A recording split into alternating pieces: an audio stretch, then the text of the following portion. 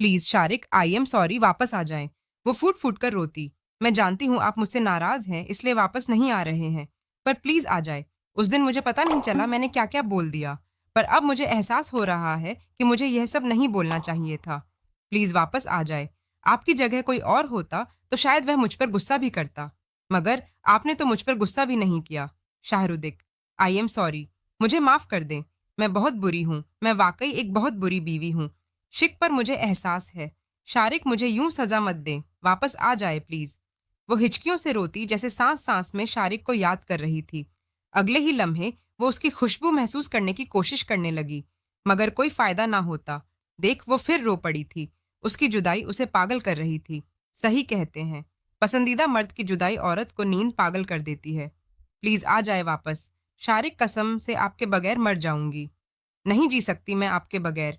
भले से आकर मुझसे नफरत कर ले, पर मुझसे यूं दूर मत रहे।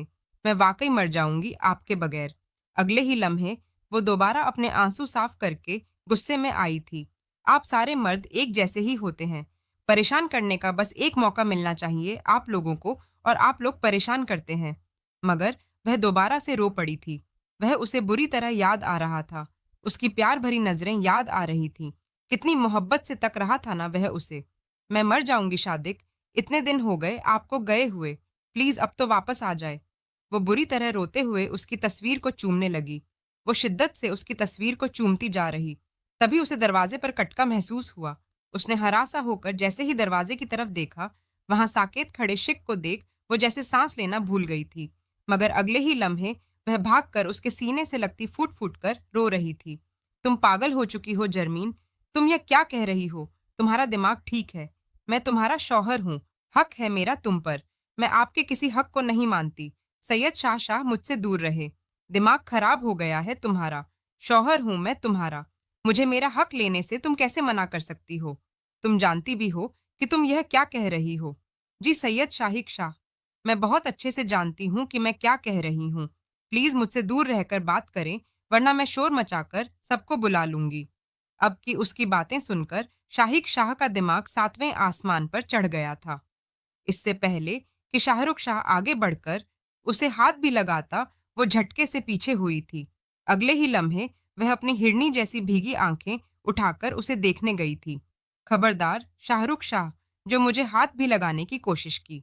उसका हक तो मुझे अल्लाह ने दिया है कि जब तक मेरी मर्जी ना हो आप मुझे छू भी नहीं सकते। उसकी बातें सुनकर अगले ही लम्हे वह मुकम्मल तौर पर सुन हो गया था, और यह भूल गई हो कि तुम्हें मेरा हक अदा करने का हुक्म भी अल्लाह ने ही दिया है। जो भी हो जाए, प्लीज मुझसे इस सब की उम्मीद मत रखिएगा। उसका जिद्दी अंदाज देखकर आपके सैयद शारिक शाह को बेहद गुस्सा आ गया था। अगले ही लम्हे वो उसका बाजू खतरनाक हद तक दबोचते उसको बेहद पास कर गया। तुम्हें पता है वह लड़कियां कौन होती हैं जो अपना घर अपने हाथों बर्बाद करती हैं? नहीं पता ना? मैं बताता हूँ। वो उसका बाजू दबोचते हुए उसे अपने बेहद पास करता जा रहा था। तकलीफ से उसका चेहरा सुर्ख हो गया था। प्लीज मेरा हाथ छोड़ने शारिक शाह, वरना मैं शोर मचा के सबको बुला लूंगी। तुम जैसी घटिया फजूल लड़कियां ही होती हैं जो अपना घर अपने हाथों से बर्बाद करती हैं और जमाना शौहर पर थूकता है, और तुम लोग मुंह में गूंगे का गुड़ लिए सब कुछ सुन रही होती हो, यह जानते हुए भी कि सबसे ज्यादा गलती तुम लोगों की ही होती है। वो उसका बाजू दबोचे उसके कानों में जहर अंगेज अल्फाज उयलते जा रहा था। उसके लफ्ज सुनती वजह से नीली हो चुकी थी। अगले ही लम्हे वो होश में आती अपना बाजू छुड़वा गई थी। जो भी हो, आप यह बात मत भूलें कि आप मेरी बहन के होने वाले शौहर थे। मोहब्बत करते थे आप उनसे। अब मुझसे अपना हक कैसे ले सकते हैं? डमिट। अगले ही लम्हे वह खड़ा होता। एक बेहद महंगा शोपीस गिराकर तोड़ चुका था। वो अपने कानों पर हाथ रखती बेसाख्ता कपकपा गई। अगले ही लम्हे वह उसे खून आशाम निगाहों से तकते लंबे लंबे डक भरते कमरे से निकलता जा चुका था। वह फूट फूट कर बुरी तरह रो रही थी। किस्मत ने काम ही ऐसा किया था। अगले ही लम्हे वह झटके से उठ खड़ी हुई थी। मैं यह शादी नहीं करूंगी। उसने सैयद आसिफ शाह को देखते मुंह पर इनकार किया था। उसका इनकार सुनकर वह अपने जबड़े भेंच गए थे। सईदा आरिफा शाह भी घबराकर सैयद आरिफ शाह को देखने पर मजबूर हुई थी। और तुम यह शादी क्यों नहीं करोगी? बस बाबा, मैंने कह दिया, मैं यह शादी नहीं करूंगी तो नहीं करूंगी। इससे पहले कि वह अपने कमरे में जाती, सैयद आसिफ शाह का लहजा उसे कमरे में जाने से रोक चुका था। मैंने कहा है जरमीन, मेरी बात सुनो। तुम्हारी शादी सिर्फ और सिर्फ शारिक से ही होगी, उसके अलावा और किसी से नहीं होगी। यह मेरा फैसला है और इसे मैं अब कभी नहीं बदल लूंगा। वो बेसाख्ता उन्हें देखने पर मजबूर हुई थी। उसकी हिरनी जैसी आंखें बेसाख्ता पानी से भरी थीं। बाबा, आप मेरी शादी उनके बजाय किसी से भी करते, मैं कर लूंगी, पर मैं सैयद शाहरुख शाह से शादी नहीं करना चाहती। तुम शादी क्यों नहीं करना चाहती? मुझे वजह भी तो पता चले। बाबा, आप जानते नहीं हैं कि उनका रिश्ता पहले आप ही से हुआ था। वह कितनी मोहब्बत करते थे आप ही से, और आप चाहते हैं कि आप ही की जगह मैं ले लूं। और दूसरी बात, वो मुझसे उम्र में भी बहुत बड़े हैं। वो पुरानी बात थी। तुम्हारी बहन हुसैन से, और हुसैन तुम्हारी बहन से शादी कर चुके हैं। और तुम जानती हो कि हम सैयदों की शादी खानदान से बाहर नहीं होती। तुम्हारे लिए शारिक से बेहतर और कोई नहीं है। और यह बात तो तुम अच्छे से जानती हो कि तुम जिससे शादी करना चाहती हो वह तुमसे शादी नहीं करना चाहता था। वह पहले ही शादी कर चुका है। उनके वार पर वह बेसाख्ता बिलबिला गई थी। बाबा, आपसे किसने कहा मैं हुसैन से शादी करना चाहती हूँ? उसे जिससे शादी करनी है करे, पर मैं सैयद शाहिक शाह से शादी नहीं करूंगी। अब कि उसका लहजा अटल था। इससे पहले कि वह अपने कमरे में जाती, तभी सैयद आसिफ शाह बेहद गुस्से में अपनी जगह से खड़े हुए थे। तुम्हारी शादी सिर्फ और सिर्फ शारिक से होगी। अगले ही लम्हे वह सैयदा आरिफा शाह की तरफ मुड़ते उन्हें बेसाख्ता देखे गए थे। अपनी बेटी को मनाओ। इसका अगले जुम्मे को न सिर्फ शारिक से निकाह है, बल्कि रुखसती भी अब उसी दिन है। वह अपनी बात कहते लंबे लंबे डग भरते लाउन से निकलकर जा चुके थे। उनके मुंह से अदा किए गए अल्फाज सुनती सैयदा जरमीन शाह अपनी जगह पर जैसे साकित रह गई। अगले ही लम्हे वह दौड़ दौड़कर आरिफा शाह के कदमों में गिरी थी। मामा, प्लीज आप बाबा को समझाएं। मैं शिक शाह से शादी नहीं कर सकती। प्लीज आप उन्हें समझाएं ना। बेटा, तुम्हारे बाबा अब नहीं मानेंगे। तुम यह बात जानती हो कि तुम्हारे बाबा का फैसला पत्थर पर लकीर होता है। मेरी बच्ची तो मुझ दहलीज पर बैठी बैठी बूढ़ी हो जाओगी। कोई तुमसे शादी करने वाला नहीं होगा। चलो, अगर हुसैन इस शादी पर राजी होता तो यह शादी हो भी सकती थी, मगर वह तो तुमसे शादी ही नहीं करना चाहता। वह भी उसकी कमजोरी पर हाथ धर चुकी थी। वो बेसाख्ता उनके गोद में सर रखती फूट फूट कर रो दी। यह नसीब ने उसे कहाँ पर खड़ा किया था। दिन पर दिन गुजरते चले गए और उनके निकाह का दिन आ पहुंचा। हवेली को और पूरे गांव को दुल्हन की तरह सजाया गया था, क्योंकि हवेली के सबसे बड़े बेटे और सबसे छोटी बेटी की शादी हो रही थी। गोया यह हवेली की आखिरी शादी थी। इस पे पूरा गांव, पूरी हवेली पूरी दुल्हन की तरह सजी बेतहाशा खूबसूरत महसूस हो रही थी। सैयदा सलमा शाह और सैयदा हसनैन शाह की शादी पसंद से हुई थी। वो दोनों एक दूसरे से बेतहाशा मोहब्बत करते थे। गोया एक कालिब दो जान हो। अल्लाह पाक ने उनको दो बेटों से नवाजा था। सैयद आरिफ शाह और सैयद आसिफ शाह दोनों भाई एक दूसरे से बेहद मोहब्बत करते थे। आरिफ शाह आसिफ शाह से पूरे 5 साल बड़े थे। आरिफ शाह की शादी की उम्र होते ही सलमा शाह अपनी भांजी सुबल शाह को सैयद आरिफ शाह के लिए बया कर ले आई। सैयद आरिफ शाह बचपन से ही सैयदा सुबल शाह से बेहद मोहब्बत करते थे। शादी के बाद वह दोनों बेतहाशा 10 साल बड़े थे, खुश थे। अभी शादी को 4 माह ही गुजरे थे कि तभी सुबल शाह को खुशखबरी मौसूल हुई। गोया सारे घर पे खुशी की लहर दौड़ गई थी। सब बेतहाशा खुश थे। कई सालों बाद जाकर कोई नन्हे मेहमान की आमद जो हो रही थी। 9 महीने के कड़े इंतजार के बाद आरिफ शाह और सुबल शाह की गोद में बेहद खूबसूरत सा छोटा मोटा गोलू सा बेबी आ गया, जिसे देखकर सब बेहद खुश थे। उसको सबसे पहले उठाने वाले भी सैयद आसिफ शाह ही थे। उसका हुस्न देखकर वह बेसाख्ता उस पे प्यार लुटाने लगे थे। लाला देखें तो कितना प्यारा है। आसिफ शाह ने बेसाख्ता उस नन्हे से मुन्ने को आरिफ शाह को दिखाया था। वह भी बेसाख्ता मुस्कुराकर अब उसकी पेशानी चूम रहे थे। लाला, क्या यह मेरा भी बेटा है? बिल्कुल बिल्कुल, तुम्हारा ही बेटा है। और किसका बेटा होगा? और तुम तो जानते हो हमारे घर में तो बाहर से शादी भी नहीं होती, इसलिए यह एक्चुअल में भी तुम्हारा ही बेटा बनेगा आगे जाकर। वह हंसते हुए आसिफ शाह को अपने गले से लगा गए थे। लाला, आप सच कह रहे हैं ना? बिल्कुल झूठ क्यों बोलूंगा भला। आज से यह तुम्हारा दामाद हुआ। इसके बाद आसिफ शाह ने ही सैयद शाहिक शाह का नाम रखा। वो पूरे घर में सबसे ज्यादा लाडला आसिफ शाह का ही था। अभी शारिक 3 साल का हुआ था जब आरिफ शाह और सुबल शाह को दोबारा से खुशखबरी मौजूल हुई, दोबारा से घर भर में खुशी की लहर दौड़ गई। अपने नन्हे नन्हे कदमों से चलने वाला शिक गोया सबों के दिल को गोया सबके दिलों की धड़कन था। लेकिन सबसे ज्यादा मोहब्बत उस दिन आसिफ शाह ही करते थे। वो सारा सारा वक्त सैयद आसिफ शाह के कमरे में ही मौजूद रहता। अभी शारिक 4 साल का ही हुआ था जब सैयद हुसैन शाह ने पैदा होकर सैयद आरिफ शाह की फैमिली को मुकम्मल कर दिया। पूरी हवेली को दुल्हन की तरह सजाया गया। सब बेहद खुश थे। लेकिन आसिफ शाह का लाडला अब भी शिक ही था। वो सारा वक्त अब भी शिक शाह के साथ ही रहता। हुसैन शाह के 2 साल के होते ही घर भर में आसिफ शाह की शादी के तजरे शुरू हो गए। एक और बार दुल्हन ढूंढने का फरेजा अंजाम दिया गया और दुल्हन होने का कराल हसनैन शाह की बहन की बेटी आरिफा शाह के नाम निकला। वह मुकम्मल धूमधाम से ब्याह कर हसनैन मेंशन आ गई। वह दोनों साथ में बेतहाशा खुश थे। अभी उनकी शादी को कुछ महीने ही गुजरे थे कि जब आरिफा शाह को भी खुशखबरी मौसूल हुई। आसिफ शाह खुशी से झूम उठे। उन्हें बेटी की बेहद ख्वाहिश थी। 9 महीने के कड़े इंतजार के बाद सैयदा आरिफ शाह ने सैयदा माहीन शाह को जन्म दिया। वह बेतहाशा खूबसूरत थी। सारे घर भर में खुशी की लहर दौड़ गई। पूरे गांव को दुल्हन की तरह सजाया गया। वो जश्न हुआ कि जमाना वो जश्न ना भुलाया जा सका।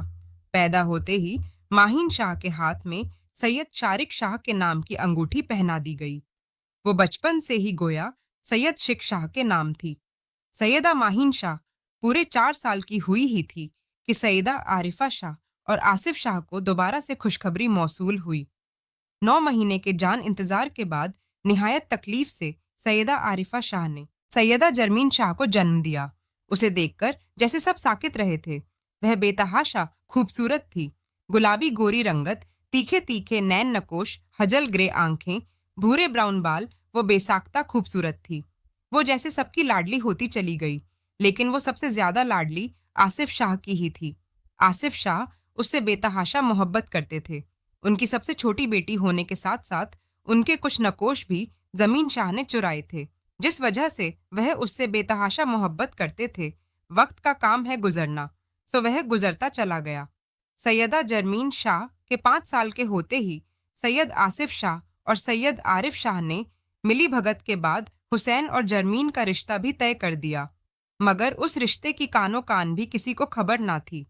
वो बच्चे अभी इस रिश्ते से लाल थे। वो चारों एक साथ में खेलते कूदते बड़े हो गए। उनकी उम्र होते ही आरिफ शाह और आसिफ शाह ने मुश्तका बैठकर उन्हें उनके दरमियान रिश्ते के बारे में समझाया।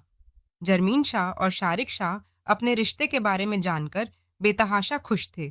मगर बम तो तब फटा जब माहीन शाह और हसैन शाह ने सरेआम उस शादी से इनकार कर दिया। वो सारे गुमसुम जैसे एक दूसरे को देखते रह गए। उनके समझाने और उनके मना करने की लाख कोशिशों के बावजूद वो दोनों भागकर एक दूसरे से शादी कर चुके थे। शादी के बाद आरिफ शाह और आसिफ शाह ने दोनों को घर से बेदखल कर दिया। उन दोनों की शादी करने का दुख और डिप्रेशन शाक शाह और जरमीन शाह ने इतना लिया कि वह दोनों कई कई दिन अपने कमरों से भी ना निकले। 3 साल गुजरने के बाद जब सब कुछ दोबारा नॉर्मल हो गया, तब आरिफ शाह और आसिफ शाह ने दोबारा उन दोनों की शादी का फैसला किया। वो एक सैयद घराने से थे। उनके बच्चों की शादी बाहर नहीं हो सकती थी। हुसैन और माहीन एक दूसरे से शादी तो कर चुके थे, मगर शिक और जरमीन अभी बाकी थे। इसीलिए दोबारा मिलीभगत के बाद उन दोनों की शादी का फैसला किया गया।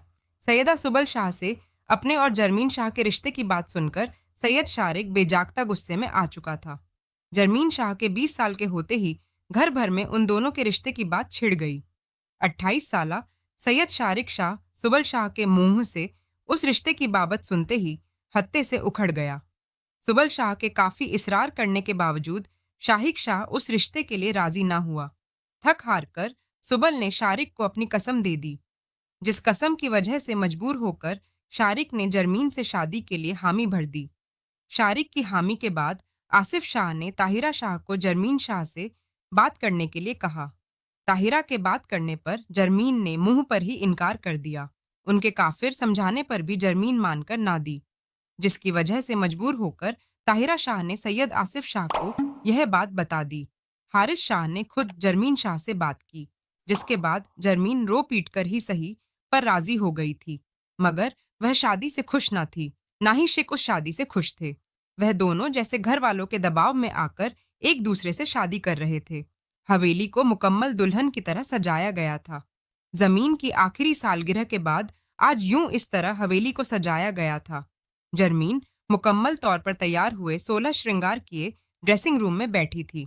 उसके हाथ की रगें बुरी तरह फड़क रही थी। खौफ से दिल की धड़कन जैसे रुक रुक कर चल रही थी।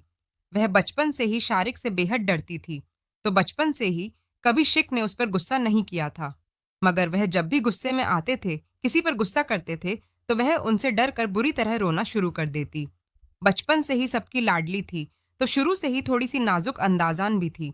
वैशानी जैसे पसीने से तर हो रही थी। अभी वह यही सब सोच रही थी कि जब सुबल और आरिफा ड्रेसिंग रूम के अंदर दाखिल हुई थी। उन्हें देखकर जैसे थोड़ा हौसला हुआ था। माशाल्लाह, माशाल्लाह, देखो तो आरिफा अपनी बच्ची कितनी प्यारी लग रही है। सुबल उसकी पेशानी चूमती आरिफा से बोली, जी भाभी, प्यारी तो बहुत लग रही है। आखिर है किसकी बेटी? वह हंसते हुए शरारत से मुस्कुराई कि बेटी तो भाई मेरी है। सुबल शाह भी हंसी थी। जी जी, बिल्कुल आप ही की बेटी है। चलो, मेरे बच्चे, निकाह का टाइम हो गया है। निकाह का नाम सुनकर जैसे उसका खून खुश हुआ था। अगले ही लम्हे वह दोनों उसे सहारे से उठाती बाहर ले गई। वो धीमे धीमे कदम उठाती उनके साथ दे रही थी। सैयदा जर्मीबीन शाह को लाकर सैयद शाक शाह के सामने बिठा दिया गया। बीच में फूलों की झालर लगाई गई थी, जिसकी वजह से दोनों एक दूसरे का चेहरा ढंग से नहीं देख पा रहे थे। सुबल ने घूंघट जर्मीन के मुंह पर दे दिया था। मौलवी साहब, निकाह शुरू करवाएं। आसिफ मौलवी साहब को निकाह शुरू करने की इजाजत दे गए। सैयदा जर्मीन शाह बिनते सैयद आसिफ शाह, आपका निकाह सैयद शिक शाह बल सैयद आरिफ शाह से 1 करोड़ हक महर सिक्का रायजुल व किया जाता है। क्या आपको यह निकाह कबूल है? जमीन शाह ने नजर उठाकर आसिफ शाह को देखा था। कबूल है। आसिफ शाह को देखते हुए उसने यह अल्फाज कहे थे। 3 दफा कबूल है कहकर वह खुद को सैयद शारिफिक शाह के निकाह में दे चुकी थी। मौलवी साहब उठकर सैयद शारिक शाह की तरफ गए थे। सैयद शिक शाह व सैयद आरिफ शाह, आपका निकाह सैयदा जर्मीन शाह बिनते सैयद आसिफ शाह से 1 करोड़ सिक्का रायल वक्त तय किया जाता है। क्या आपको यह निकाह कबूल है? कबूल है। क्या आपको यह निकाह कबूल है? कबूल है। क्या आपने सैयद जर्मीन शाह को अपने निकाह में कबूल किया? कबूल किया।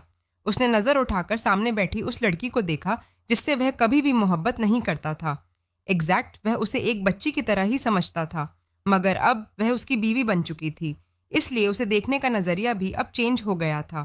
काफी रस्मों के बाद सुबुल और आरफा जर्मीन को सैयद शारिक शाह के कमरे में बिठाकर जा चुकी थी और जहाजी साइड बेड पर बैठे कमरे का जायजा ले रही थी। कमरे की थीम मुकम्मल वाइट कलर की थी। फर्नीचर भी वाइट कलर का ही था। साइड टेबल पर शारिक की बहुत सी तस्वीरें फ्रेम होकर रखी थी। ड्रेसिंग टेबल पर कई तरीके के परफ्यूम पड़े हुए थे। उन सबको देखते देखते न जाने कितना टाइम गुजर गया, मगर शिक कमरे में ना आया। वो उसका इंतजार करते करते न जाने कब सो गई, मगर तब तक भी शिक कमरे में नहीं आया था।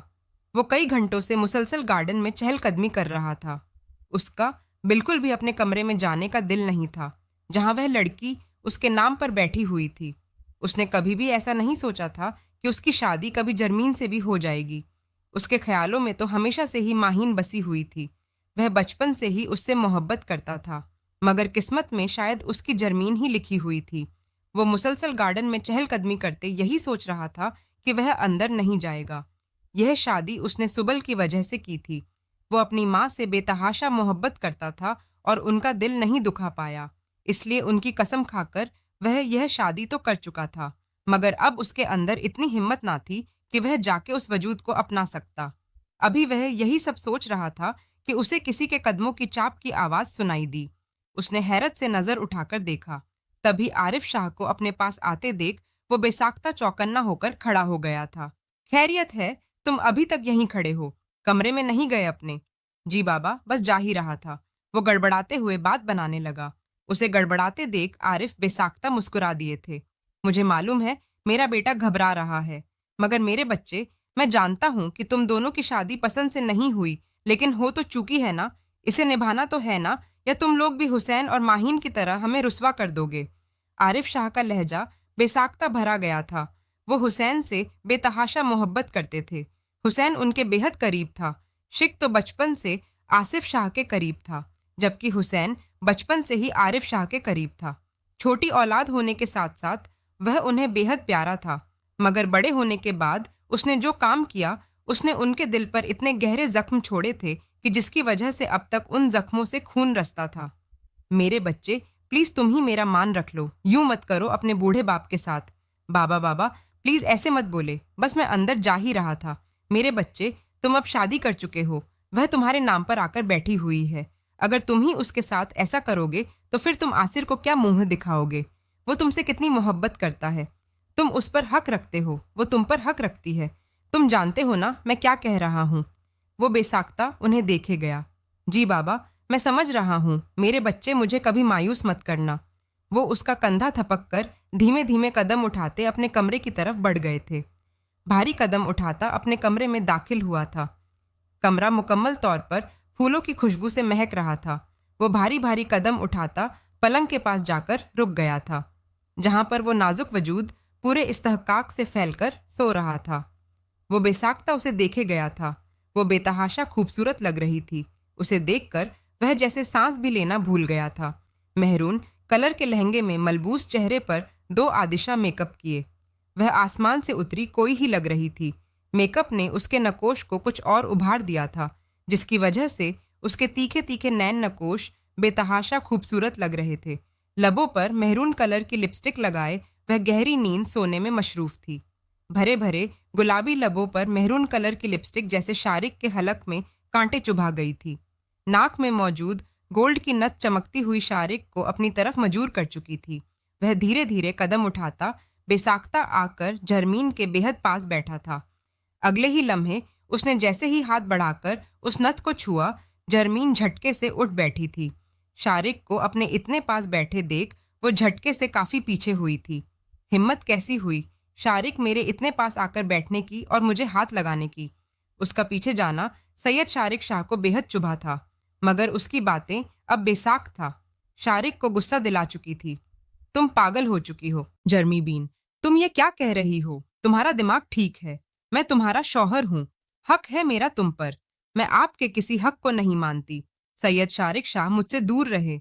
दिमाग खराब हो गया है तुम्हारा। शौहर हूँ मैं तुम्हारा, मुझे मेरा हक लेने से तुम कैसे मना कर सकती हो? प्लीज मुझसे दूर रहकर बात करें, वरना मैं शोर मचाकर सबको बुला लूंगी। अब की उसकी बातें सुनकर शारिक शाह का दिमाग 7वें आसमान पर चढ़ गया था। इससे पहले कि शारिक आगे बढ़कर उसे हाथ पे लगाता, वह झटके से पीछे हुई थी। अगले ही लम्हे वह अपनी हिरनी जैसी भीगी आंखें उठाकर उसे देखे गई थी। खबरदार सैयद शाहिक शाह, जो मुझे हाथ भी लगाने की कोशिश की, इसका हक तो मुझे अल्लाह ने दिया है कि जब तक मेरी मर्जी ना हो आप मेरे साथ कुछ नहीं कर सकते। उसकी बातें सुनकर अगले ही लम्हे वो मुकम्मल तौर पर सुन हो गया था और यह भूल गई हो कि तुम्हें मेरा हक अदा करने का हुक्म भी अल्लाह ने ही दिया है। जो भी हो जाए, प्लीज मुझसे इस सब की उम्मीद मत रखिएगा। उसका जिद्दी अंदाज देख अब के सैयद शारिक शाह को बेहद गुस्सा आ गया था। अगले ही लम्हे वो उसका बाजू खतरनाक हद तक दबोचते उसको बेहद पास कर गया। तुम्हें पता है वह लड़कियां कौन होती हैं जो अपना घर अपने हाथों बर्बाद करती हैं? नहीं पता ना, मैं बताता हूँ। वो उसका बाजू दबोचते हुए उसे अपने बेहद पास करता जा रहा था। तकलीफ से उसका चेहरा सुर्ख हो गया। प्लीज मेरा हाथ छोड़ें शाहरुख शाह, वरना मैं शोर मचाकर सबको बुला लूंगी। तुम जैसी घटिया फजूल लड़कियां ही होती हैं जो अपना घर अपनी वजह से बर्बाद करती हैं और जमाना शौहर पर थूकता है, और तुम लोग मुंह में गूंगे का गुल लिए सब कुछ सुन रही होती हो, यह जानते हुए भी कि सबसे ज्यादा गलती तुम लोगों की ही है। वो उसका बाजू दबोचे उसके कानों में जहर अंग अल्फाज उंडेलते जा रहा था। उसके लब सुनती वह जैसे नीली हो चुकी थी। अगले ही लम्हे वह होश में आती अपना बाजू छुड़वा गई थी। जो भी हो, आप यह बात मत भूलें कि आप मेरी बहन के होने वाले शौहर थे। मोहब्बत करते थे आप उनसे। अब मुझसे मेरा हक कैसे ले सकते हैं? डमेट तुम्हारी बहन और मेरा भाई भागकर शादी कर चुके हैं। मैं अब तुम्हारी बहन से कैसे मोहब्बत कर सकता हूँ? वो अपने घने बाल बेसाख्ता अपनी मुट्ठियों में जकड़ गया था। वो बेसाख्ता थर थर कांपे सैयद शाहिक शाह की सुर्ख आंखों में देख रही थी। अगले ही लम्हे वह खड़ा होता। एक बेहद महंगा शो पीस गिरा तोड़ चुका था। वो अपने कानों पर हाथ रखती बेसाख्ता कपकपा गई। अगले ही लम्हे वह उसे खून आशाम निगाहों से तकते लंबे लंबे डग भरते कमरे से निकलता जा चुका था। वो फूट फूट कर बुरी तरह रो दी। किस्मत ने काम ही ऐसा किया था। वो गार्डन में खड़ा सिगरेट के कश ले रहा था। उस लड़की की बातें अब तक उसके दिमाग में गूंजती।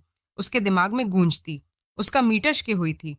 अगले ही लम्हे वो सिगरेट जमीन पर पटकते अपने बूटों से मसल चुका था।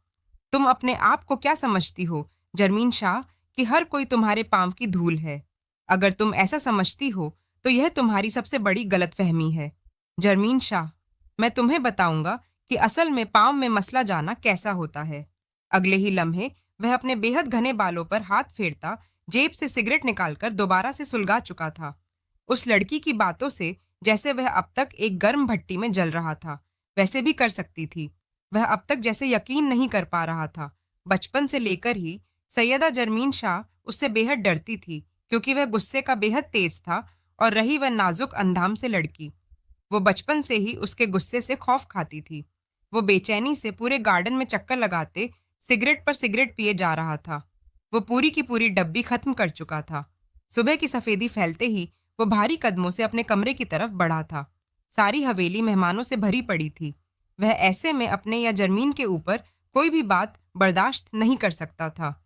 उसकी और जरमीन की परखाश उनकी जाति परखाश थी, मगर वो यूं सबके सामने अपने और जरमीन के रिश्ते को यूं अय्या नहीं होने देना चाहता था। भारी भारी कदम उठाता वह दरवाजा खोलकर अंदर दाखिल हुआ था। वो बेड पर सुकड़ी सिमटी यूं ही सो रही थी।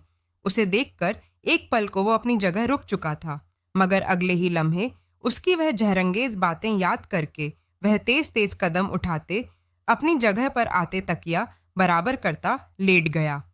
वो आंखें बंद करके सोने की पूरी कोशिश में मशरूफ था, मगर अपने बराबर लेटे उस नाजुक और हसीन वजूद की खूबसूरत महक उसे सोने ही ना दे रही थी।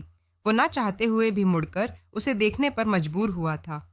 मेहरून कलर के लहंगे में मलबूस चेहरे पर 2 आतिशा मेकअप किए। वह आसमान से उतरी कोई और लग रही थी।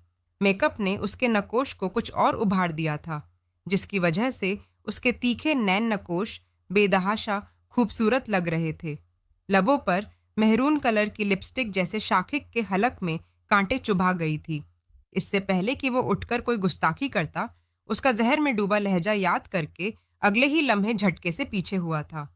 उसकी रंगत खतरनाक हद तक लाल हुई थी। वो अपने तकिए पर लेटता जबरदस्ती आंखें बंद करके सोने की कोशिश करने लगा, जिसमें वह कुछ देर तक कामयाब भी हो गया था। अब वह दोनों वजूद दुनिया की फिक्रों से आज़ाद गहरी नींद सोने में मशरूफ थे। सुबह शोर के बायस उनकी आंख खुली। उसने हैरत से मुड़कर अपने बराबर में मौजूद उस नाजुक वजूद को ढूंढना चाहा था, जो कि अब बिस्तर पर मौजूद नहीं था। ना जाने वो कहाँ थी। वो परेशान होता उठ खड़ा हुआ था, मगर वॉशरूम से पानी गिरने की आवाज़ आती उसे सुकून पहुंचा चुकी थी। वो बिस्तर पर उठकर बैठता उस नाजुक अंधाम वजूद का इंतजार करने लगा। अभी वह इंतजार कर ही रहा था जब वह गुलाबी रंग के बाथरूम गाउन में वॉशरूम के अंदर से बरामद हुई थी। निखरी निखरी सी वह बेतहाशा खूबसूरत लग रही थी। उसे यूं अपने आप को तकता देख जमीन बेसाख्ता झिझक गई थी। उसे यही लग रहा था कि शिक सो ही रहा होगा, इसीलिए वह बाथरूम अब गाउन में ही बाहर आ गई थी। मगर उसे यूं बैठा देख और अपने आप को यूं तक देख जैसे उसके हाथों से पसीना फूट निकला। दूसरी तरफ शारिक जैसे उसे अभी तक देखने में मग्न था। गुलाबी गोरी रंगत जैसे धुलने की वजह से और गुलाबी महसूस हो रही थी। तीखे नैन नघोश नमी लिए बेतहाशा खूबसूरत लग रहे थे। गुलाबी लब भेंचे अपने हाथों को मुसलती वो बेतहाशा खूबसूरत लग रही थी। वो ना जाने कितनी देर तक उसे देखता रहा। उसे होश ना था। जरमीन शाह भी जैसे ही उसकी नजरों से बार बार पजल हो रही थी। वो बेसाख्ता अपने हाथों को मसलती अब तक वहीं खड़ी थी। शारिक शाह उसे अब भी वैसे ही देखने में मशरूफ था। अगले ही लम्हे वह जैसे होश में आया था। वो फौरन से उठकर वॉशरूम में दाखिल हुआ था। वो बेतहाशा शर्मिंदा हुआ था। उसे वॉशरूम में यूं भागकर दाखिल होते देख जरबीन चाहते हुए भी अपनी मुस्कुराहट रोक ना पाई थी। वो मुस्कुराते हुए ड्रेसिंग रूम की तरफ बढ़ी थी। दिल बड़ी जोर से धड़का था। यान तो यह रिश्ते का असर था, या फिर उस शख्स की नज़र ही इतनी खूबसूरत थी कि वह बेसाख्ता वहां खड़े खड़े जैसे पूरी की पूरी बदल गई थी। थोड़ी देर के बाद वह फ्रेश होकर निकलता तो उसे बाल साफ कर रहा था। उसकी सब आंखें अब भी उस नाजुक वजूद पर ही टिकी थी, जो अब भी उसे मुकम्मल नज़रअंदाज किए अपने लंबे घने बालों पर कंघा कर रही थी। जर्मीना बाथरूम गाउन में नहीं थी। वो पिंक कलर की सलवार कमीज में मलबूत काफी खूबसूरत और हैवी सूट पहने हुई थी। चेहरे पर हल्का फुल्का मेकअप किए, नाजुक सी ज्वेलरी पहने वो वाकई बेहद खूबसूरत लग रही थी। आज से पहले शाहरुख ने कभी उसे इस नज़र से नहीं देखा था, मगर अब वो उसकी बीवी थी। हक रखता था वो उस पर। वो कल से लेकर अब तक कई बार मुख्तलिफ तरीके से शायरी का दिल धड़का चुकी थी। उसे ख्वाब में भी कभी सोचा ना था कि उसकी शादी कभी भी ज़मीन से हो जाएगी, और अब हुई थी तो जैसे वह कबूल नहीं कर पा रहा था। दिल मुख्तलिफ अंदाज में धड़क धड़क कर कयामत कर रहा था। वह ना चाहते हुए भी उस नाजुक अंधाम वजूद के चेहरे से अपनी नजरें नहीं हटा पा रहा था। उसका शफ्फाफ चेहरा बार बार उसे तकने पर मजबूर कर रहा था। किसी की नजरों को अपने ऊपर पड़ता देख जर्मीन ने बेसाख्ता पलटकर शिक को देखा, जो कि उसे ऊपर से नीचे तकने में मशरूफ था। उसकी नजरों से उजल होती जर्मीन बेसाख्ता अपने सर पर दुपट्टा सेट करती बाहर निकलने के लिए कदम बढ़ाने लगी थी। इससे पहले कि वह कमरे से बाहर निकलती, शिक उसे भागकर अपने बेहद करीब कर चुका था। कहाँ जा रही हो? जी वो बाहर जा रही हूँ। किससे पूछकर तुम बाहर जा रही हो? जी सुबह नाश्ता करने बाहर ही जाते हैं। यहाँ मैं पहली बार तो नहीं जा रही। अगले ही लम्हे वह अपनी असली टोन में आती उसे जवाब दे गई थी। जो पूछा है उसका जवाब दो कि किससे पूछकर बाहर जा रही हो। नाश्ता करने जा रही हूँ। इस दफा वो जैसे रोने वाली हो गई थी। तुम अब मेरी बीवी हो। तुम्हें हर कदम अब मुझसे पूछकर उठाना होगा। कहाँ जाना है, किधर जाना है, कहाँ नहीं जाना, तुम्हें इन सब चीजों के लिए मुझसे पूछना पड़ेगा। समझ रही हो तुम? तो क्या वॉशरूम भी आपकी मर्जी से जाऊं? अगले ही लम्हे उसकी तरफ से एक और सवाल हाजिर था। शारी को जैसे उससे उस सवाल की उम्मीद ना थी। हाँ, मुझसे वॉशरूम भी तुम पूछ कर ही जाओगी, वरना नहीं जाओगी। अब की दफा वो चाहते हुए भी अपनी मुस्कुराहट रोक ना पाया और वह बेसाख्ता मुस्कुरा दिया था। उसे मुस्कुराता देख जर्मीन शाह बेसाख्ता स्टिल हुई थी। वह बेहद खूबसूरत मुस्कुराता था। गाल में मौजूद छोटा सा गड़ा जैसे जर्मीन को अपनी ओर खींच रहा था। वो चाहते हुए भी उससे अपनी नजरें हटा नहीं पा रही थी। रात में ना जाने उसे क्या क्या कह चुकी थी, और अब जैसे दिल यह सोच सच कर ही घबरा रहा था कि अगर उसकी बातों को सोचकर वो उसे नाराज हो गया तो वह क्या करेगी। उसे अपने आप को यूं देखते पाकर शिक के दिल में कहीं अंदर ठंडक सी उतर गई। वरना उसकी रात की बातों से तो वह अब तक शौक में था कि कहीं उसकी बीवी उसे नापसंद तो नहीं करती, मगर उसकी नजरों से अब उसे एहसास हो रहा था कि ऐसा नहीं था। अगले ही लम्हे वह हाथ बढ़ाकर जर्मीन की लट को कान के पीछे कर गया। जर्मीन कपकपाकर पीछे हुई। अच्छा, तैयार हो जाए, फिर नीचे चलते हैं। वो अभी बुलाने आई थी। कौन बुलाने आई थी? उसका घबराना शारिक को बेसाख्ता मुस्कुराने पर मजबूर कर गया। वो 2 कदम बढ़ाता उसके पास दोबारा आया था। वो उसे अपने पास आता देख बेसाख्ता और 2 कदम पीछे हटी। वो शमाइला बुलाने आई थी। वह घबराते हुए अपनी बात मुकम्मल कर गई। अगले ही लम्हे मुस्कुराते हुए आईने की तरफ बढ़ा था। अपने बेहद खूबसूरत बालों को कंघा करते वह भी मुस्कुराकर अपना अक्स आईने में तक रहा था। लंबा चौड़ा कद, हैवी कसरती बॉडी, काले रंग की शलवार कमीज से मलबूस वह बेहद हैंडसम लग रहा था। काले घनी सिल्की बाल, सुर्ख सफ़ेद रंगत पर मौजूद सब आंखें बेतहाशा जचती थीं। गालों पर मौजूद छोटे छोटे 2 घड़े उसे और पुरकशिश बनाते थे। गुलाबी लब हमें हमेशा भजे हुए बेतहाशा खूबसूरत लगते थे। हल्की हल्की बियर्ड उसके चेहरे को और पुरकशिश बनाती थी। वो एक खूबरू मट था जो किसी भी लड़की का आइडियल हो सकता था। अब वह अपना मोस्ट फेवरेट परफ्यूम उठाते स्प्रे करने लगा। आईने में उसका अक्स देखती जमीन पे साख्ता अपनी नजरें चुरा गई थी। वो इतना खूबसूरत लग रहा था कि उसे डर था कि कहीं उसकी नज़र ही उसे ना लग जाए। मगर अगले ही लम्हे वह अपनी निगाहें दोबारा से सैयद शारिक शाह पर टिका गई थी, जो कि दोबारा से कंघा करने में मशरूफ था।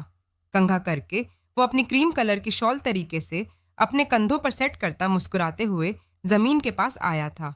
उसे अपने आप में यूं खोए देख वो बेसाख्ता मुस्कुरा दिया। अगले ही लम्हे वह झुककर उसके सामने चुटकी बजाता उसे बेसाख्ता होश दिला गया था। चलें। उसे अपनी तरफ यूं मुस्कुराता देखकर वह बेसाख्ता शर्मिंदा होकर उठ खड़ी हुई। जी चलें। मैंने कब मना किया? वो शर्मिंदा होती, बेरबत अल्फाज बोलती, उससे भी पहले बाहर भागी थी। वो भी दिलकश कहकहा लगाते बाहर निकला। अस्सलाम वालेकुम। वो दोनों मुश्तका सलाम करते चेयर घसीटकर बैठे। वालेकुम सलाम। माशाल्लाह, मेरे दोनों बच्चे साथ में कितने प्यारे लग रहे हैं। आरिफा मुस्कुराते हुए बोली। उनके मुंह से तारीफ के अल्फाज सुन जैसे दोनों ही शर्मा गए। उन दोनों को शर्माते देख नाश्ते में मशरूफ तमाम अफराद कहका लगाकर हंस पड़े। माशाल्लाह, माशाल्लाह, अल्लाह तुम लोगों को नजरे बद से बचाए। बैठो बेटा। सुबुल शाह ने प्यार से उन दोनों को बैठने का इशारा दिया। वह दोनों सुकून से बैठे, अब एक दूसरे को तक रहे थे। बेटा, नाश्ता कर लो, कमरे में जाकर एक दूसरे को देख लेना। आसिफ शाह मुस्कुराते हुए बोले। उनके मुंह से यह बात सुनकर जैसे दोबारा से ही दोनों खुजल हुए थे। जी, बड़े पापा ले रहे हैं बस। वो फटाफट ट्रे उठाता अपनी और जमीन की प्लेट में ब्रेड डालने लगा। जरमीन मुस्कुराते हुए अब भी अपने हमसरवा को देख रही थी, जो उसे खुदा की तरफ से सबसे कीमती तोहफा लग रहा था। उसे अपने आप का तख्ता देख शारिक दिलकशी से मुस्कुराया था। अब वह दोनों सबके साथ नाश्ता करने में मशरूफ थे, साथ साथ सब खुशखबियों में भी मशरूफ थे। नाश्ता करने के बाद शारिक किसी काम से बाहर गया था और वह काफ़ी देर सबसे बातें करने के बाद अब अपने कमरे में आई थी। काफ़ी देर वह इधर उधर घूमकर शारिक का इंतज़ार करती रही, मगर शारिक शायद किसी ज़रूरी काम से गया था कि वह वापस ही आकर नहीं दे रहा था। उसे वह बेइंतहा याद आ रहा था। रात में उसने उससे इतनी बदतमीज़ी की थी कि अब उसे बेतहाशा शर्मिंदगी की हो रही थी। वह उसे माफ़ी मांगने का तहैया करती। बिस्तर पर जाकर बैठी, आ जाए प्लीज़, शिक बहुत याद आ रही है आपकी, पता नहीं कहाँ रह गए।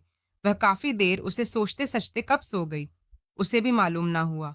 वह कम से कम 4 घंटे बाद घर वापस आया था। ज़रूरी काम की वजह से उसे अर्जेंट ऑफिस जाना पड़ा था और अब वह वापस आया था।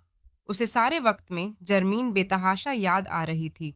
अब वह फटाफट जैसे अपने कमरे में पहुंच जाना चाहता था। वह भारी भारी कदम उठाता कमरे में दाखिल हुआ।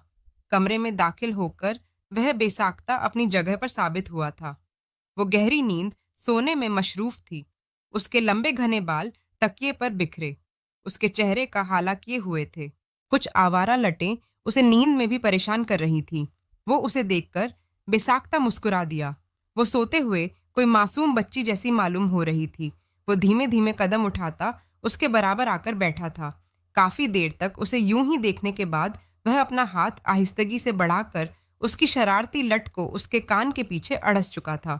वो एक बार फिर अब साकित हुआ था। सुर्ख गुलाबी रंगत गोया लाली छिलका रही थी।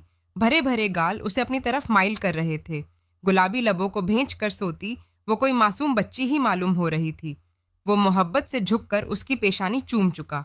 पता नहीं कब तुमसे इतनी मोहब्बत हो गई।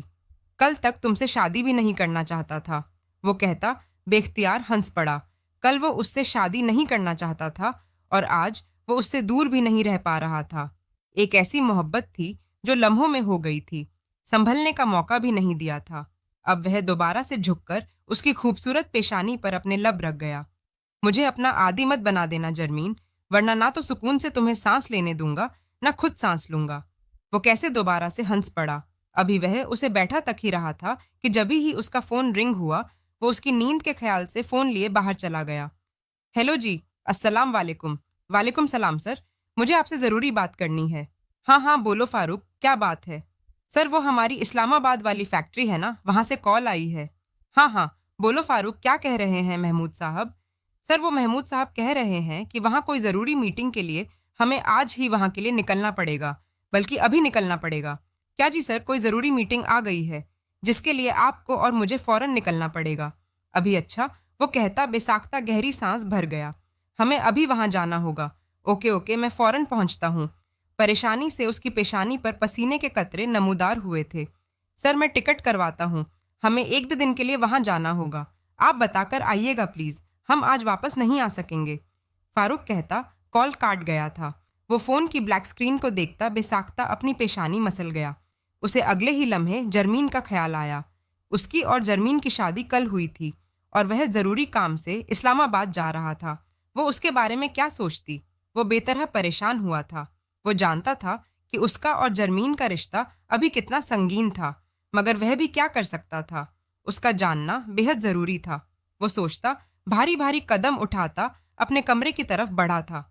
कमरे में दाखिल होकर बेसाख्ता वो जमीन को देखकर अपनी जगह पर साकित हुआ। वह उसे जैसे रोक रही थी। अगर जरूरी काम ना होता तो वह कभी ना जाता, मगर उसका जाना अब बेहद जरूरी हो गया था। वह कदम उठाता वॉशरूम की तरफ बढ़ा था। फ्रेश होकर वह अपने कपड़े पैक कर रहा था जब शोर की आवाज से जर्मीन की आंख खुली। जर्मीन हैरत से उठ बैठी। वह हैरानी से उसे कपड़े पैक करते हुए देख रही थी। अगले ही लम्हे वह दुपट्टा सेट करती बेड से उठकर उसके पास आई थी। आप कपड़े क्यों पैक कर रहे हैं? कहीं जा रहे हैं? उसने सवालिया लहजे में शारिक से सवाल किया। शारिक उसे एक नज़र देखता बगैर जवाब दिए अपना काम करने में मशरूफ हो गया था। मैं कुछ पूछ रही हूँ शारिक। अगले लम्हे वह उसका बाजू पकड़ गई थी। वह उसे देखता बेसाख्ता अपना हाथ रोक चुका था। हाँ, वह मुझे ज़रूरी काम से इस्लामाबाद के लिए निकलना है, इसलिए पैकिंग कर रहा हूँ। क्या? उसकी बात सुनते ही वो खासे हैरान हुई थी। कितने दिन के लिए जा रहे हैं? अब की दफ़ा उसका लहजा भीगा था। शिक ने हैरत से नज़र उठाकर जर्मीन को देखा, जो कि अपने आंसू छुपाने में मशगूल थी। जा तो 2 दिन के लिए रहा हूँ, मगर हो सकता है 3 से 4 दिन लग जाए। तुम अपना ख्याल रखना और घर में सबका भी ख्याल रखना। मैं टाइम से कॉल कर लिया करूँगा। जी ठीक है। लाए मैं पैकिंग कर दूँ। वो अपने आप को संभालती उसके कपड़े पैक करने लगी थी। वो उसे एक नज़र देखता साइड पर खड़ा हो गया। वो नज़र झुकाए अपना काम करने में मशगूल थी। उसने एक बार भी नज़र उठाकर शारिक को नहीं देखा था और शारिक को यही बात चुभे जा रही थी कि वह शारीरिक को क्यों नहीं देख रही थी। तुम उदास हो गई हो? शारिक ने निहायत धीमे से जर्मीन से सवाल किया। उसके सवाल पर जर्मीन ने बेसाख्ता नज़र उठाकर शारिक को देखा था। अगले ही लम्हे वो अपनी नज़र दोबारा झुका गई। नहीं तो ख्याल से जाइएगा, अपना भी ख्याल रखिएगा। वो दोबारा से अपने आंसू छुपाती काम में मशगूल हो गई। वो उसे एक नज़र देखता उठकर अपनी तैयारी मुकम्मल करने लगा। जर्मीन उसकी पुश्त देखती अपने आंसू पी गई। वह तेजी से चाय पीता अपना ब्रीफ केस उठा ही रहा था कि जब उसके मोबाइल पर रिंग हुई थी। वह तेजी से कॉल पिक करता अपने कान से लगा गया। हाँ बोलो फारूक। जी सर, पहुंच जाएं, बस फ्लाइट का टाइम होने ही वाला है। हाँ हाँ, बस निकल रहा हूँ, वो कहता। कॉल काटता मोबाइल अपनी पॉकेट में रख गया था। वो अपना सामान लेकर उससे पहले बाहर निकलता। जब भी किसी एहसास के तहत उसके बढ़ते कदम रुक गए, उसने मुड़कर एक नज़र जर्मीन को देखा, जो उसको ही तकने में मशरूफ थी। अगले ही लम्हे वह धीमे धीमे कदम उठाता उसके बेहद पास आया। जर्मीन निगाहें चुराती अपने हाथ मलने में मशरूफ थी। वो अपने आंसुओं को उससे कैसे छुपा रही थी वो नहीं जानती थी, लेकिन वो यह भी नहीं जानती थी कि उसके तमाम आंसू शारिक देख चुका था। अगले ही लम्हे वो उसे अपने सीने में भी चुका था। वो बुरी तरह सुर्ख हुई थी। 2 बागी आंसू निकलकर शिक के कोट में जज्म हुए थे। अपना ख्याल रखना, मैं तुम्हें बेहद याद करूंगा। झुककर उसके बालों पर अपने लब रखता वह तेजी से बाहर निकल गया। इससे ज्यादा रुकता तो शायद उसका जाना मुश्किल हो जाता। उसका जाना था कि जर्मीन फूट फूट कर रो दी। उसे अब तक अपने बालों पर शारिक का लम्स महसूस हो रहा था। रात हो चुकी थी और नींद उसकी आंखों से कोसों थी।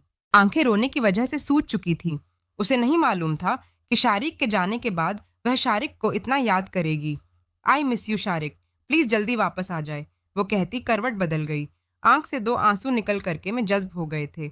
इसी असना में उसकी नज़र साइड टेबल पर मौजूद शारी की तस्वीर पर पड़ी। ब्लैक कलर की शलवार कमीज में वाइट कलर की शॉल अपने कंधों पर स्टाइल से सेट किए खड़ा मुस्कुरा रहा था। वो उस तस्वीर में इतना प्यारा लग रहा था कि जर्मीन उस तस्वीर को देखती बेसाख्ता उठ खड़ी हुई थी। कई आंसू निकलकर उसकी आंखों से गिरे थे। वो धीमे धीमे कदम उठाती साइड टेबल के पास पहुंचकर वो तस्वीर उठाकर ले आई थी। काफी देर उस तस्वीर को देखने के बाद वह उसे सीने से लगाकर लेट गई। शारिक नहीं था तो क्या हुआ? उसकी तस्वीर तो उसके पास थी ना।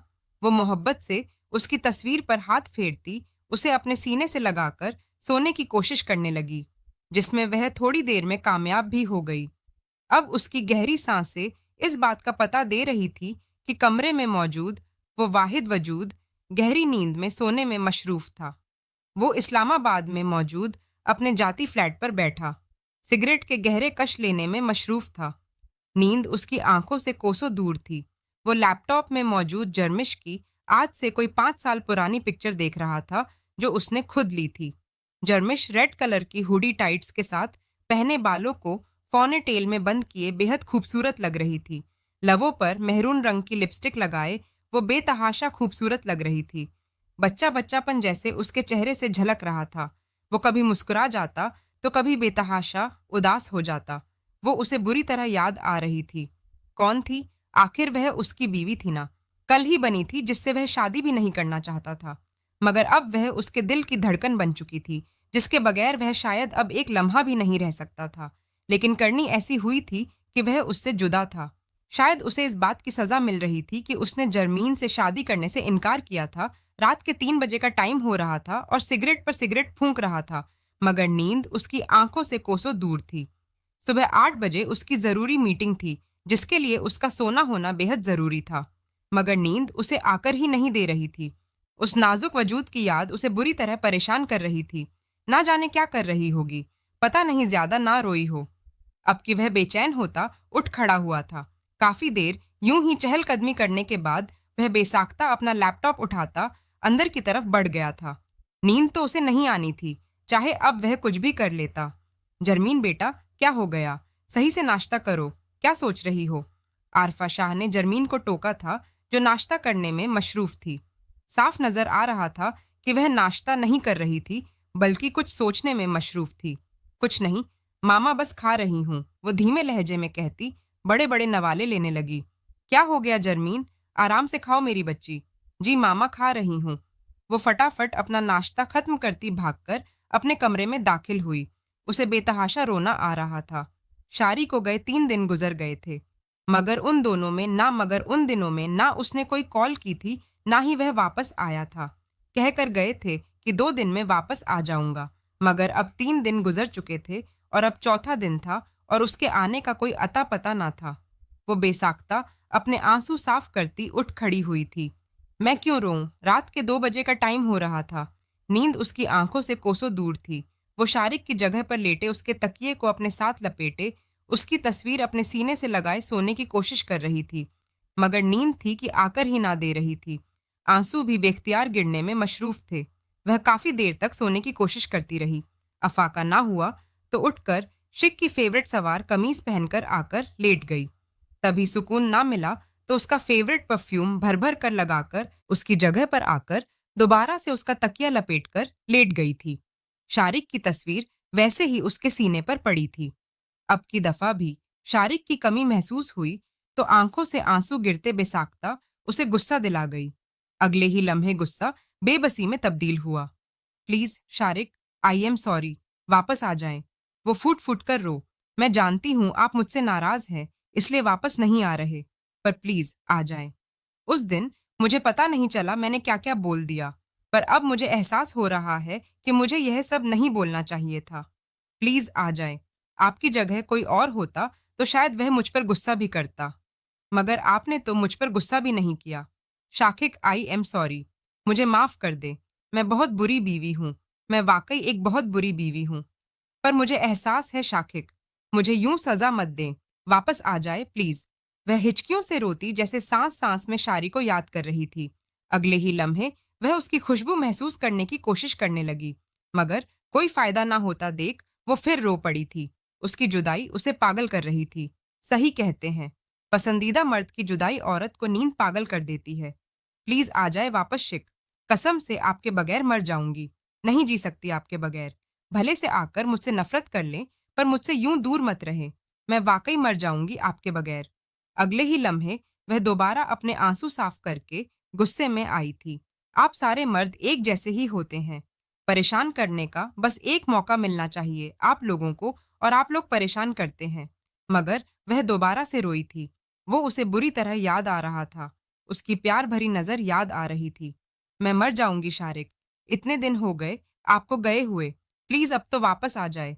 वो बुरी तरह रोते हुए उसकी तस्वीर को चूमने लगी। वो शिद्दत से उसकी तस्वीर को चूमते जा रही थी। तभी उसे दरवाजे पर खटका महसूस हुआ।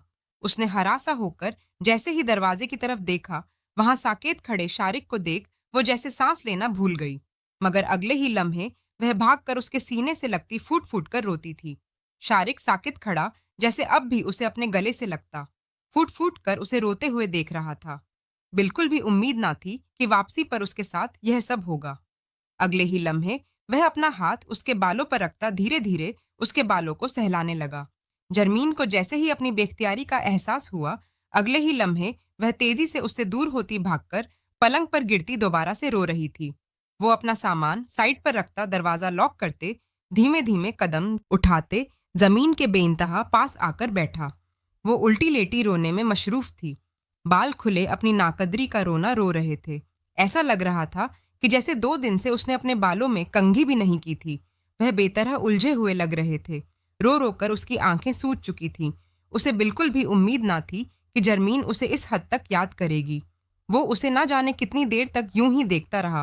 वो बुरी तरह रोने में मशरूफ थी। अगले ही लम्हे उसने हाथ बढ़ाकर बेसाख्ता उसके बालों को सहलाया था। जमीन मेरी जान नहीं हूं, मैं आपकी जानवान। अगले ही लम्हे वह खड़ी होती फाड़ खाने वाले अंदाज में चलाई। वो बेसाख्ता मुस्कुरा दिया। वो उसे सुर्ख निगाहों से गुराने में मशरूफ थी। वो उसे कैसे पता था कि उसने भी उसे कितना याद किया था। कितना थका हुआ था ना वो। मगर यह सब देखकर उसकी थकन जैसे कहीं दूर जा सोई थी। वो उसे नहीं बता सकता था कि वह उसे उसके कपड़ों में मलबूस कितनी प्यारी लग रही थी। अगले ही लम्हे उसने अपना हाथ बढ़ाकर जर्मीन का हाथ पकड़ना चाहा, मगर जर्मीन उसका हाथ बुरी तरह झटक गई। अगले ही लम्हे वह उसे खींचकर अपने सीने में भर चुका था। उसके सीने से लगना था कि जर्मीन फिर से रोना शुरू हुई। बहुत बुरे हैं आप, बहुत बुरे झूठे भी हैं। आप मुझसे कहकर गए थे कि 2 दिन में वापस आ जाऊंगा। पूरे 5 दिन बाद वापस आए हैं आप और एक भी कॉल नहीं की। कह रहे थे कि जाकर कॉल भी करूंगा। वह कहती पे दर पे कई मुक्के उसके सीने पर बरसा चुकी। वह दांत पर दांत जमाए उसके मुक्के खा रहा था। अगले ही लम्हे वह झुककर उसके बालों को मोहब्बत से चूम गया। इतने दिन से मेरी जान ने कंघा नहीं किया। वो बेसा शर्मिंदा हुई थी। वो जैसे मुकम्मल दीवानी हो चुकी थी। रात दिन बस उसे ही याद करती थी। उसे तो अपना भी एहसास नहीं रहा था। मैंने आपको बहुत याद किया शारिक, प्लीज मुझे माफ कर दें। उस दिन मुझे आपसे यह सब नहीं कहना चाहिए था, पर मैं क्या कहती। मुझे ऐसा लगता था कि आप अब भी आप ही को पसंद और कुछ मत कहना। तुम्हारी गलती नहीं थी। उस दिन भी हमारी शादी ही जबरदस्ती हुई थी। मगर देखो, अल्लाह ने जबरदस्ती के रिश्ते में भी मोहब्बत डाल दी। देखो कितनी मोहब्बत करने लगा हूं मैं तुमसे। यह तुम्हारे बगैर एक पल भी नहीं रह सकता। अब तुमसे दूर नहीं रह सकता जर्मीन। नहीं तो मर इससे पहले कि वह अपनी बात मुकम्मल करता, जर्मीन उसके लबों पर हाथ रखती। उसकी बात पूरी होने से रोक गई। ऐसा मत कहें शारिक, नहीं तो मैं मर जाऊंगी। मैं आपके मुंह से भी ऐसी बात नहीं सुन सकती। इतनी मोहब्बत करती हूँ आपसे। इतने दिन दूर रहकर अंदाजा हुआ कि मैं आपके बगैर नहीं रह सकती। वादा करें मुझसे कि कहीं भी जाएंगे मुझे अपने साथ लेकर जाएंगे। वो नरोठा मुंह बनाए उससे वादा ले रही थी। शिक मुस्कुरा दिया। वो वादा भी अपने मतलब का ही ले रही थी। वादा करता हूँ कि कहीं भी जाऊंगा अपनी पगली को साथ ही लेकर जाऊंगा, नहीं तो नहीं जाऊंगा। वो कहता दोबारा से उसे सीने से लगाता। उसके बालों को चूम गया। जर्मीन ने सुकून से उसकी बाहों में आंखें मूदी थीं। I love you Zarmeen. अब वह कहता उसकी पेशानी चूम रहा था। मुझे तुमसे अकीदत है। अब वह बारी बारी उसकी दोनों आंखों को चूम रहा था। मुझे तुमसे शदीद मोहब्बत है। अब वो उसके दोनों आरस को चूम रहा था। मैं तुमसे शिद्दत से इश्क करता हूँ जर्मीन। अब वो कहता उसकी नाक के टिप को काट गया था। वो सिसक कर रह गई थी। तुम्हारे बगैर मर तो सकता हूँ, मगर तुम्हारे बगैर जी नहीं सकता। वह धीमे से कहता, उसके लबों पर झुकता। उसके लबों पर आने वाले अल्फाजों को घूंघट गया। जमीन बेतहाशा सुर्ख हुई थी। अगले लम्हे वह उसे आजाद करते अपने सीने में भी गया। 2 आंसू निकलकर उसके बालों में जज्ब हुए। वो अपने अल्लाह का शुक्र कैसे अदा करता कि उसके अल्लाह ने उसे इतनी मोहब्बत करने वाली बीवी दी थी। आई लव यू मिस्टर शाह। आपके बगैर मर सकती हूँ, मगर जी नहीं सकती। चंद लम्हे भी अब आपके बिना नहीं रह सकती। आपसे बेइंतहाश करती हूँ। अब कभी भी यूं मुझे छोड़कर मत जाइएगा। वह मोहब्बत से कहती। उसके दिल के मुकाम पर अपने लब रखती सुकून से आंखें मूंद गई थीं।